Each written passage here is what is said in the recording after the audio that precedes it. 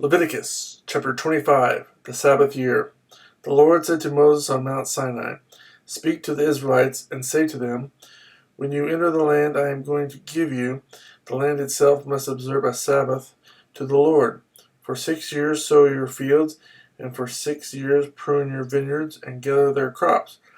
But in the 7th year the land is to have a Sabbath of rest, a Sabbath to the Lord. Do not sow your fields or prune your vineyards. Do not reap what grows of itself, or harvest the grapes of your untended vines. The land is to have a year of rest. Whatever the land yields during the Sabbath year will be food for you, for yourself, your manservant and maidservant, and the hired worker and temporary resident who live among you, as well as for your livestock and the wild animals in your land. Whatever the land produces may be eaten. The year of Jubilee. Count off 7 Sabbaths of years, 7 times 7 years, so that the 7 Sabbaths of years amount to a period of 49 years. Then have the trumpet sounded everywhere on the 10th day of the 7th month. On the Day of Atonement, sound the trumpet throughout your land. Consecrate the 50th year and proclaim liberty throughout the land to all its inhabitants. It shall be a jubilee for you. Each one of you is to return to his family property, and each to his own clan. The 50th year shall be a jubilee for you. Do not sow and do not reap what grows of itself, or harvest the untended vines, for it is a jubilee, and is to be holy for you. Eat only what is taken directly from the fields. In the year of Jubilee, everyone is to return to his own property. If you sell land to one of your countrymen, or buy any from him, do not take advantage of each other. You are to buy from your countryman on the basis of the number of years since the Jubilee, and he is to sell to you on the basis of the number of years left for harvesting crops. When the years are many, you are to increase the price, and when the years are few, you are to decrease the price, because what he is really selling you is the number of crops. Do not take advantage of each other, but fear your God. I am the Lord your God. Follow my decrees and be careful to obey my laws, and you will live safely in the land. Then the land will yield its fruit, and you will eat your fill and live there in safety. You may ask, what will we eat in the 7th year if we do not plant or harvest our crops? I will send you such a blessing in the 6th year that the land will yield enough for 3 years. While you plant during the 8th year, you will eat from the old crop and will continue to eat from it until the harvest of the 9th year comes in.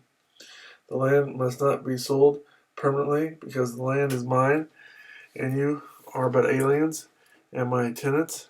Throughout the country that you hold as a possession, you must provide for the redemption of the land. If one of your countrymen becomes poor and sells some of his property, his nearest relative is to come and redeem what his countryman has sold. If, however, a man has no one to redeem it for him, but he himself prospers and acquires sufficient means to redeem it, he is to determine the value for the years since he sold it and refund the balance to the man to whom he sold it. He can then go back to his own property. But if he does not acquire the means to repay him, what he sold will remain in the possession of the buyer until the year of Jubilee. It will be returned in the Jubilee, and he can then go back to his property. If a man sells a house in a walled city, he retains the right of redemption a full year after its sale. During that time he may redeem it. If it is not redeemed before a full year has passed, the house in the walled city shall belong permanently to the buyer and his descendants.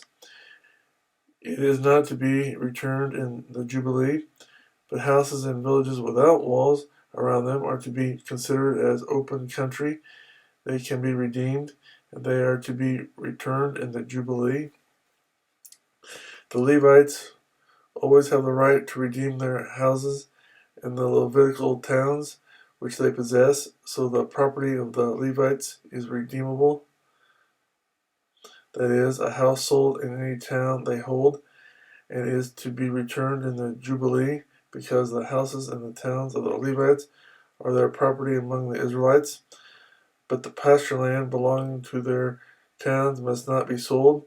It is their permanent possession.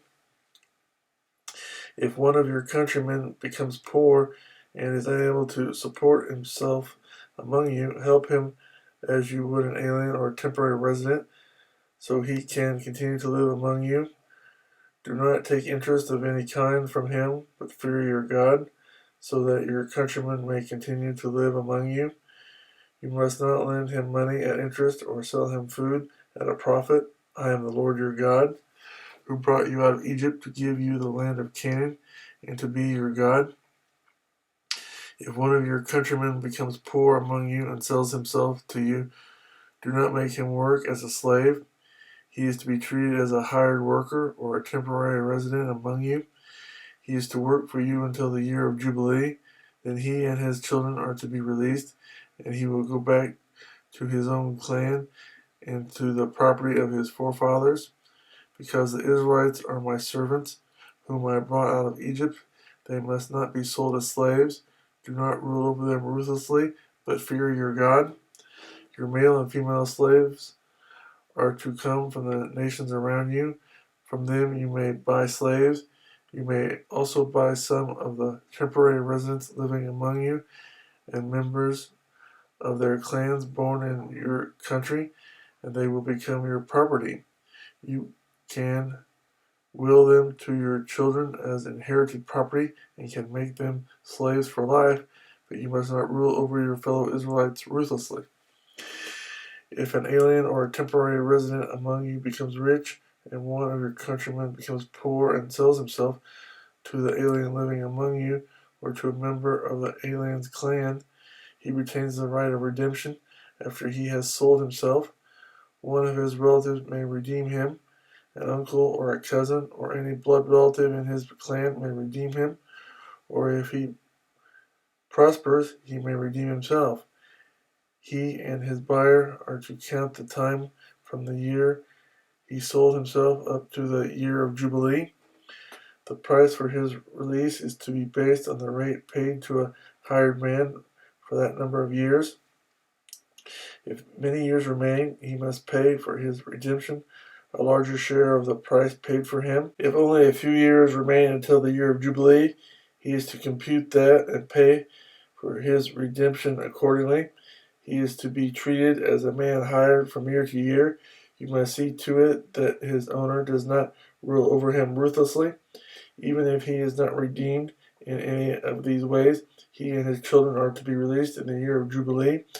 For the Israelites belong to me as servants. They are my servants, whom I brought out of Egypt. I am the Lord your God.